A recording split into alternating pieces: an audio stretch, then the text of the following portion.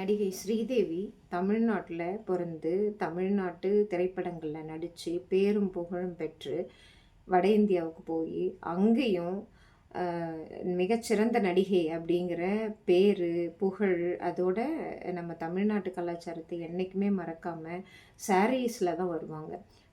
எந்த நிகழ்ச்சி எடுத்துக்கோங்க, ஈவெண்ட் எடுத்துக்கோங்க, அவங்க சாரீஸில் மட்டும்தான் வந்திருக்காங்க. அடிக்கடி நம்ம தமிழ்நாட்டுக்கு வந்துட்டு போயிட்டு இருந்தாங்க. சமீபத்தில் இறந்தும் போயிட்டாங்க. அவங்க இறந்த பிறகு அவங்களோட சொத்தை நம்ம தமிழ்நாட்டில் இருக்கிறவங்க தான் ஏமாற்றிருக்காங்க அப்படின்ட்டு போனி கபூர் அவரோட கணவர் வடநாட்டுக்காரர் போனி கபூர் நம்ம சென்னை உயர்நீதிமன்றத்துக்கு போயிருக்காங்க.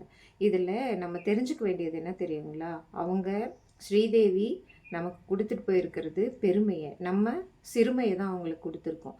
அவ்வளோ அதாவது உலக அளவில் விருதுகள் பெற்ற ஒரு மிகச்சிறந்த ஒரு மனுஷிக்கு நம்ம கொடுக்குற பிரதிபலன் எதுதானா?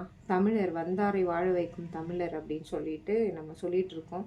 அவங்கள இந்திக்காரங்க யாரும் ஏமாத்தலை, நம்ம தமிழ்நாட்டில் தான் ஏமாற்றிருக்கோம்.